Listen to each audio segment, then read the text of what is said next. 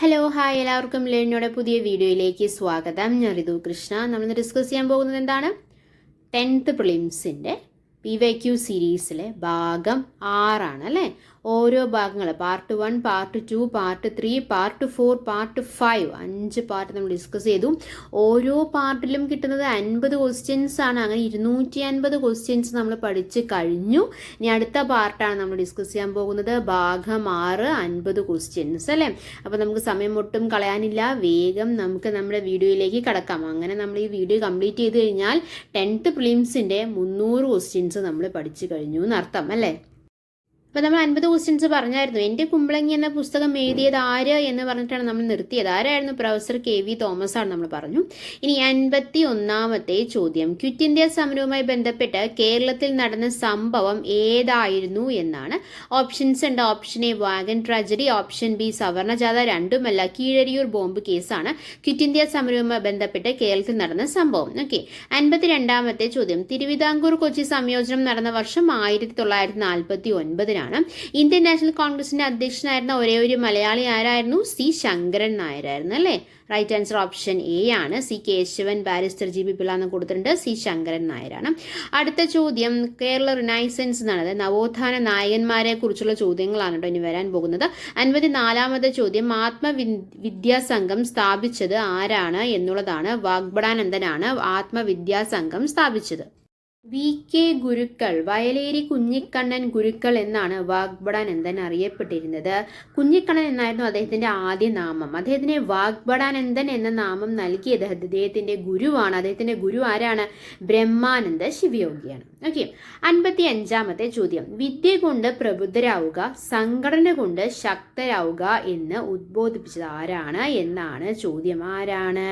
ശ്രീനാരായണ ഗുരുവാണ്. Right answer option A Sreenarayana Guru. Nanu Asan എന്നറിയപ്പെട്ട നവോത്ഥാന നായകൻ അല്ലെ? കോടതികളിൽ നേരിട്ട് ഹാജരാകുന്നതിൽ നിന്നും ഒഴിവാക്കപ്പെട്ടിരുന്ന നവോത്ഥാന നായകൻ അല്ലെ? നാണയത്തിൽ പ്രത്യക്ഷപ്പെട്ട ആദ്യ മലയാളി, തപാൽ സ്റ്റാമ്പിൽ പ്രത്യക്ഷപ്പെട്ട ആദ്യ മലയാളി ആര് തന്നെയാണ്? ശ്രീനാരായണ ഗുരു തന്നെയാണ്. അടുത്തത്, ചട്ടമ്പി സ്വാമികൾ രചിച്ച ഗ്രന്ഥം ഏതാണ്? പ്രാചീന മലയാളമാണ് അല്ലെ? ചുവടെ തന്നിട്ടുള്ളതിൽ ചട്ടമ്പി സ്വാമികൾ രചിച്ച ഗ്രന്ഥം ഏതാണ് എന്നാണ് ചോദ്യം. ഏതാണ്? റൈറ്റ് ആൻസർ ഓപ്ഷൻ ഡി ആണ്, പ്രാചീന മലയാളം. സർവവിദ്യാധിരാജൻ എന്നാണ് ചട്ടമ്പി സ്വാമികൾ അറിയപ്പെട്ടിരുന്നത് അല്ലെ? 57ാമത്തെ ചോദ്യം, ആധുനിക കാലത്തെ അത്ഭുതം എന്ന് മഹാത്മാഗാന്ധി വിശേഷിപ്പിച്ച സംഭവം ഏതാണ്? ക്ഷേത്ര പ്രവേശന വിളംബരമാണ്. റൈറ്റ് ആൻസർ ഓപ്ഷൻ ബി ആണ്. വൈക്കം സത്യാഗ്രഹം, ഗുരുവായൂർ സത്യാഗ്രഹം, പാലിയം സത്യാഗ്രഹം എന്ന് കൊടുത്തിട്ടുണ്ട്. എന്നാൽ ആധുനിക കാലത്തെ അത്ഭുതം എന്ന് മഹാത്മാഗാന്ധി വിശേഷിപ്പിച്ചത് ക്ഷേത്ര പ്രവേശന വിളംബരമാണ്. പ്രത്യക്ഷ രക്ഷാ ദൈവസഭ കുമാരഗുരുദേവനാണ് അല്ലെ? ഓപ്ഷൻ എ ആണ്, കുമാരഗുരുദേവനാണ്. പ്രത്യക്ഷ രക്ഷാ ദൈവസഭ സ്ഥാപിച്ചത് ആരാണ്? കുമാരഗുരുദേവനാണ്. കല്യാണദായിനി സഭ, കൊച്ചിൻ പുലയ മഹാസഭ, ജ്ഞാനോദയം സഭ, പ്രബോധ ചന്ദ്രോദയം സഭ ഇവയെല്ലാം സ്ഥാപിച്ചത് ആരാണ്? പണ്ഡിറ്റ് KP കറുപ്പനാണ്. 59ാമത്തെ ചോദ്യം, അടുക്കളയിൽ നിന്നും അരങ്ങത്തേക്ക് നാടകമാണ് അല്ലെ? അടുക്കളയിൽ നിന്നും അരങ്ങത്തേക്ക് എന്ന കൃതി ഏത് സാഹിത്യ വിഭാഗത്തിലാണ് ഉൾപ്പെടുന്നത്? നാടകം. 60, C കേശവനും ബന്ധപ്പെട്ട ചരിത്ര സംഭവം കോഴഞ്ചേരി പ്രസംഗമാണ്. 61ാമത്തെ ചോദ്യം, മനുഷ്യ ശരീരത്തിലെ വാരിയെല്ലുകളുടെ എണ്ണം എത്രയാണ്? 24 ആണ്. മനുഷ്യ ശരീരത്തിലെ വാരിയെല്ലുകളുടെ എണ്ണം എത്രയാണ്? 24 ആണ്. ഓക്കെ.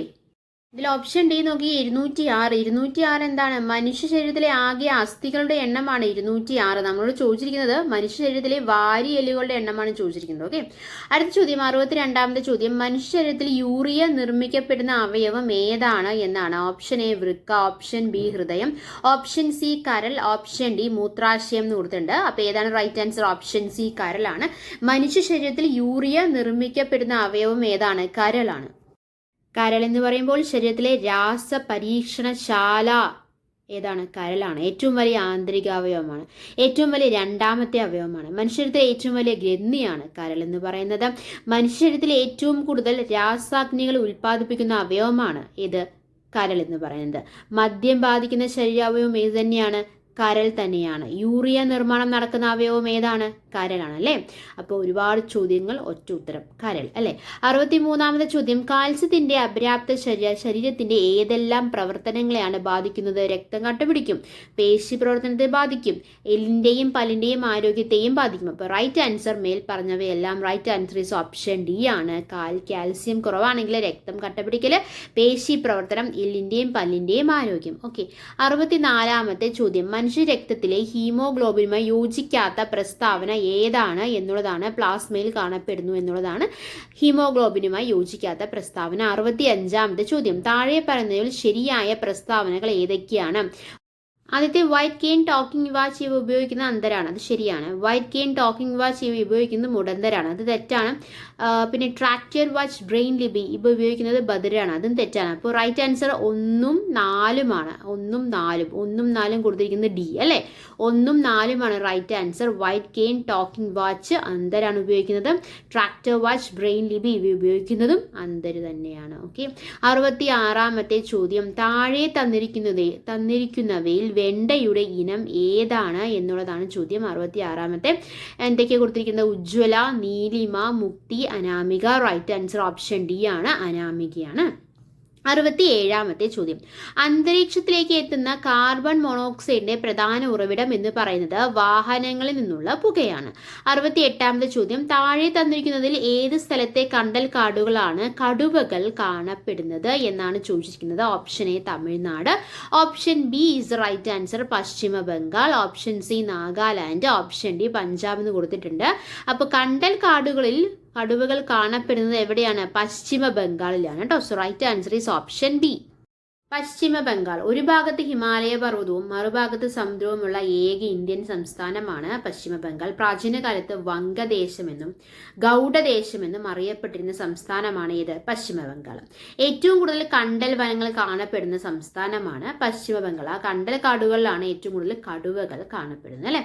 69ാമത്തെ ചോദ്യം, വിഘാടകർ എന്ന വിഭാഗത്തിൽ പെടുന്നതിനെ കണ്ടെത്തുക എന്നാണ് ചോദിച്ചിരിക്കുന്നത്. ഓപ്ഷൻ എ തവള, ഓപ്ഷൻ ബി താമര, ഓപ്ഷൻ സി ഞണ്ട്, option D is right answer bacteria.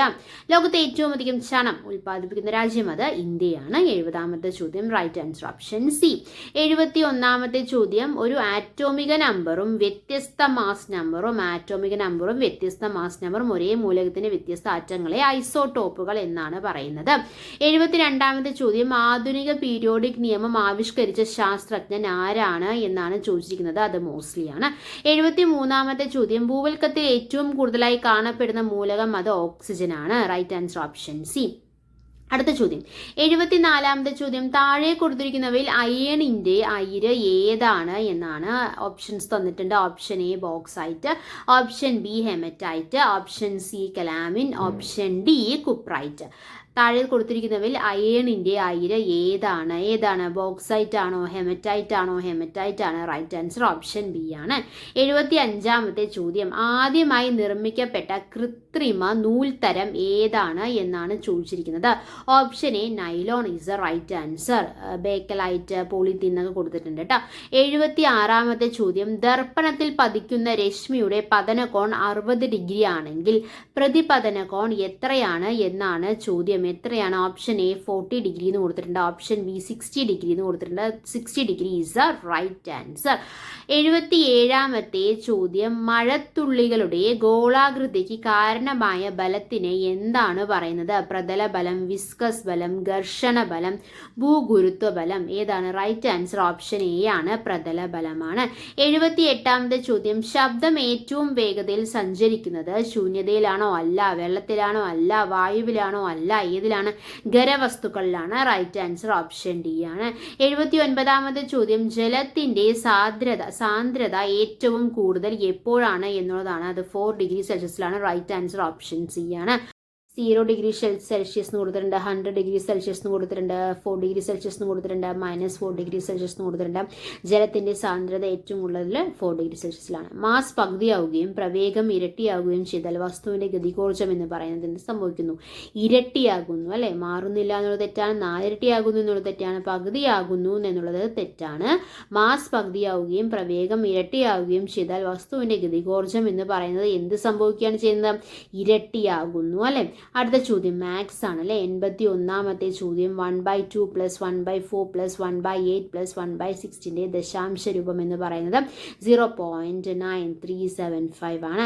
82ാമത്തെ ചോദ്യം 1/2 2 + 1/4 2 വില എത്രയാണെന്നുള്ളതാണ് ചോദ്യം. ഓപ്ഷൻ ഡി 1/2 ആണ് കേട്ടോ. Right answer is option D ആണ്.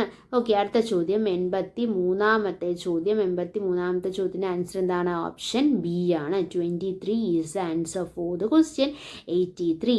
അടുത്തത് 84ാമത്തെ ചോദ്യം 1/100 അല്ലെ. 1/100ൻ്റെ 12.5 മടങ്ങ് എത്രയാണ് എന്നുള്ളതാണ്. റൈറ്റ് ആൻസർ ഓപ്ഷൻ ഡി ആണ്. എയും ബിയും 1/8 and 12 1/2 is the answer for the question 84. 85 ചുവടെ കൊടുത്തിട്ടുള്ളതിൽ അനഗ്ഗസംഖ്യ എന്ന് പറയുന്നത് എന്താണ്? പെർഫെക്റ്റ് നമ്പർ അല്ലാത്തത് ഏത് എന്നാണ് ചോദ്യം. ഏതാണ് പെർഫെക്റ്റ് നമ്പർ അല്ലാത്തത്? റൈറ്റ് ആൻസർ ഓപ്ഷൻ ഡി ആണ്. 4. 6 എന്ന് കൊടുത്തിട്ടുണ്ട്, 28 എന്ന് കൊടുത്തിട്ടുണ്ട്, എയും ബി എന്ന് കൊടുത്തിട്ടുണ്ട്. 4 ഈസ് ദ റൈറ്റ് ആൻസർ.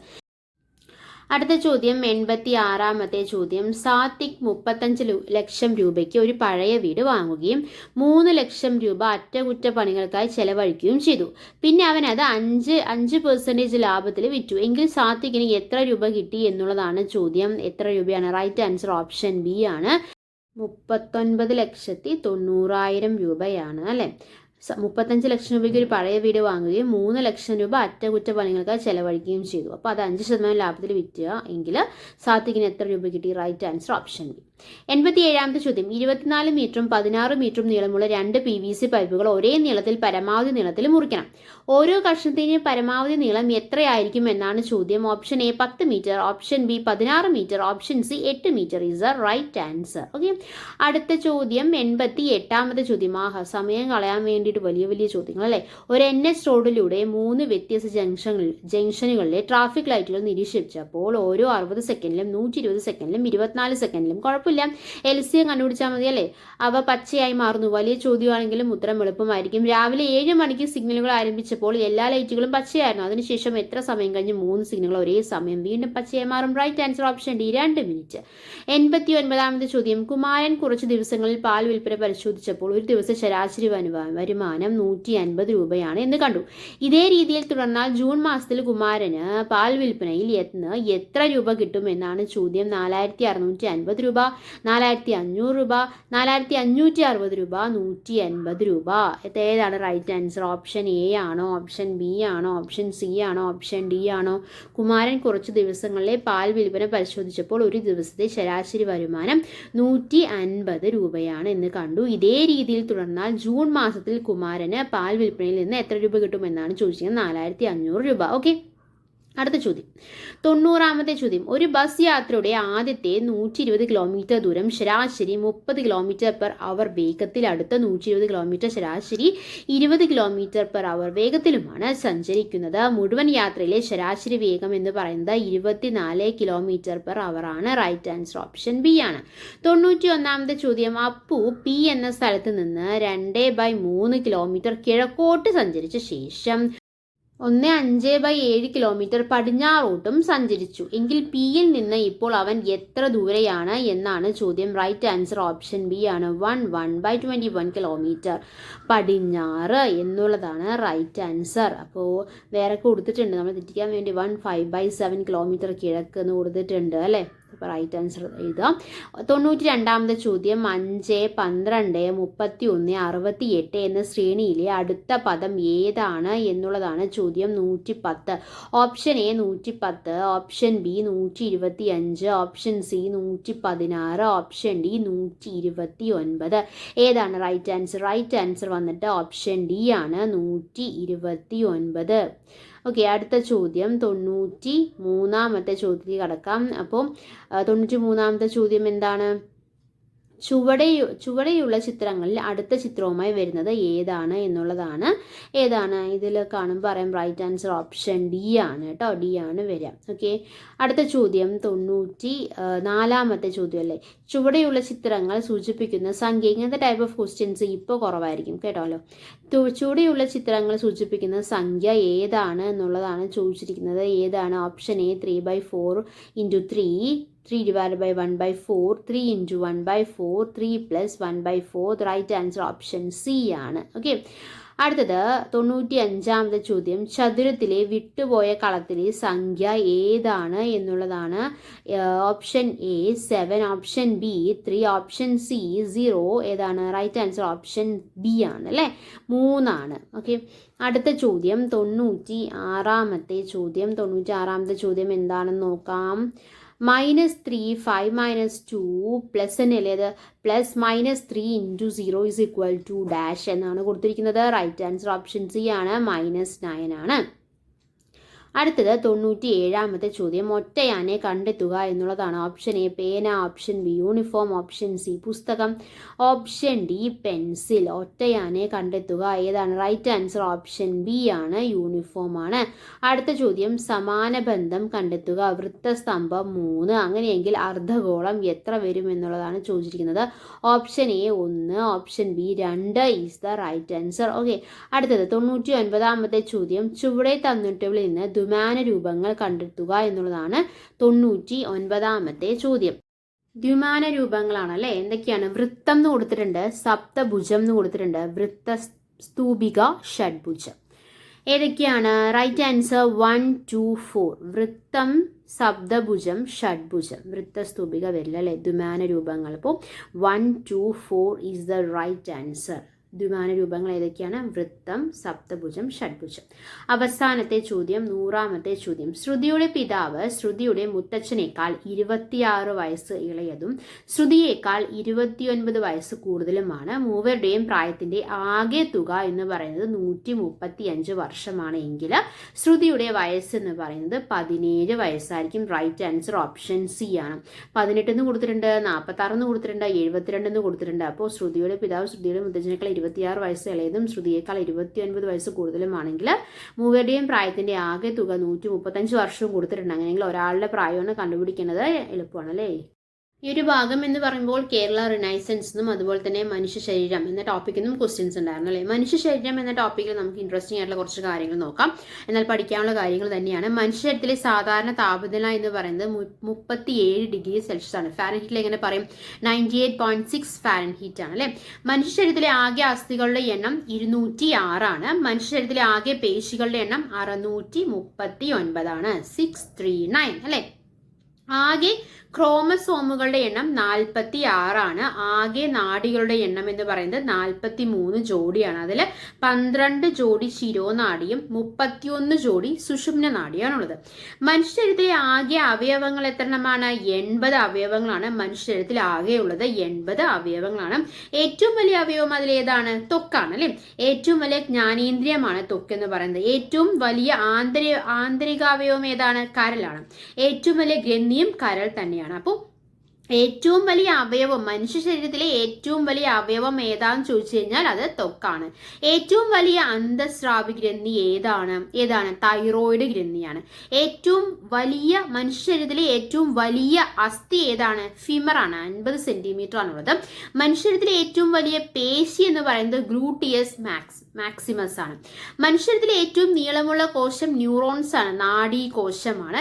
ഏറ്റവും കൂടുതൽ ആയുസ്സുള്ള കോശവും ഇത് തന്നെയാണ്, നാഡീകോശം തന്നെയാണ്. ഏറ്റവും ചെറിയ അസ്ഥി ഏതാണ്? ഏറ്റവും വലിയ അസ്ഥി ഫിമർ ആണെന്ന് പറഞ്ഞല്ലോ, 50 സെന്റിമീറ്റർ ആണെന്നൊക്കെ പറഞ്ഞു. ഏറ്റവും ചെറിയ അസ്ഥി എന്ന് പറയുന്നത് സ്റ്റേപ്പിസ് ആണ്. ഏറ്റവും നീളമേറിയ പേശി എന്ന് പറയുന്നത് സാർട്ടോറിയസ് ആണ്, സാർട്ടോറിയസ്. ഓക്കെ, മനുഷ്യരിലെ ഏറ്റവും ബലമുള്ള പേശി ഏതാണ്? യൂട്രസ് മാക്സിമസ് ആണ്. മനുഷ്യരിലെ ഏറ്റവും ബലമുള്ള പേശി എന്ന് പറയുന്നത് ഏതാണ്? യൂട്ടറസ് മാക്സിമസ് ആണ്. ഏറ്റവും കൂടുതൽ കാണുന്ന മൂലകം ഏതാണ്? മനുഷ്യ ശരീരത്തിൽ ഏറ്റവും കൂടുതൽ കാണപ്പെടുന്ന മൂലകം ഏതാണ്? ഓക്സിജൻ ആണ്. ഏറ്റവും കുറച്ച് ഏതാണ്? ഇപ്പോൾ മാഗ്നീഷ്യാണ്. ഏറ്റവും കൂടുതലുള്ള മൂലകം ഓക്സിജൻ ആണെന്ന് പറഞ്ഞു. ഏറ്റവും കൂടുതലുള്ള ലോഹം ഏതാണ്? കാൽസ്യം ആണ്.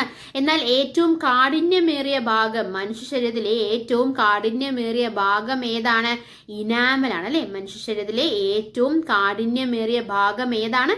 ഇനാമലാണ്. ലോകത്തിലെ തന്നെ ഏറ്റവും വലിയ കോശം ഏതാണ്? ലോകത്തിലെ തന്നെ ഏറ്റവും വലിയ കോശം ഏതാണ്? ഒട്ടകപ്പക്ഷിയുടെ മുട്ടയാണ് ലോകത്തിലെ ഏറ്റവും വലിയ കോശം. എത്രയാണ് ഇതിന്റെ ഭാരം വരുന്നത് അറിയോ? 1.5 കിലോഗ്രാം ഭാരമാണ് വരുന്നത് കേട്ടോ. ലോകത്തിലെ ഏറ്റവും ചെറിയ കോശം ഏതാണ്? PPLO. എന്താണ് PPLO എന്ന് പറഞ്ഞു കഴിഞ്ഞാൽ? Pleuro pneumonia like organism. PPLO, pleuro pneumonia like organism ആണ് ലോകത്തിലെ ഏറ്റവും ചെറിയ കോശം എന്ന് പറയുന്നത്. ലോകത്തിലെ ഏറ്റവും വലിയ കോശം ഒട്ടകപ്പക്ഷിയുടെ മുട്ടയാണ്. ഭാരം എത്രയാണ്? 1.5 കിലോഗ്രാം ആണ്. ലോകത്തിലെ ഏറ്റവും ചെറിയ കോശം എന്ന് പറയുന്നത് PPLO ആണ്. എന്താണ് PPLOന്റെ ഫുൾ ഫോം? എന്താണ്? Pleuro pneumonia like organism. കോശം ആദ്യമായി കണ്ടെത്തിയത് ആരാണ്? റോബർട്ട് ഹുക്ക് ആണ് അല്ലെ. കോശമർമ്മം കണ്ടെത്തിയത് റോബർട്ട് ബ്രൗൺ ആണ് കേട്ടോ. കോശം ആദ്യമായി കണ്ടെത്തിയത് റോബർട്ട് ഹുക്ക് ആണ്. കോശമർമ്മം കണ്ടെത്തിയത്, അതായത് ന്യൂക്ലിയസ് കണ്ടുപിടിച്ചത് റോബർട്ട് ബ്രൗൺ ആണ്. ഓക്കെ, അപ്പം നമ്മൾ 50 ക്വസ്റ്റ്യൻസ് ഡിസ്കസ് ചെയ്തെടുത്ത കാര്യങ്ങളെല്ലാം നിങ്ങൾക്കുള്ള ഉപകാരപ്പെട്ടു എന്ന് പ്രതീക്ഷിക്കുന്നു. അങ്ങനെ ഉപകാരപ്പെട്ടുണ്ടെങ്കിൽ നമ്മൾ എന്നുള്ള ചാനൽ സബ്സ്ക്രൈബ് ചെയ്യുക, സപ്പോർട്ട് ചെയ്യുക. Thanks for your time. By.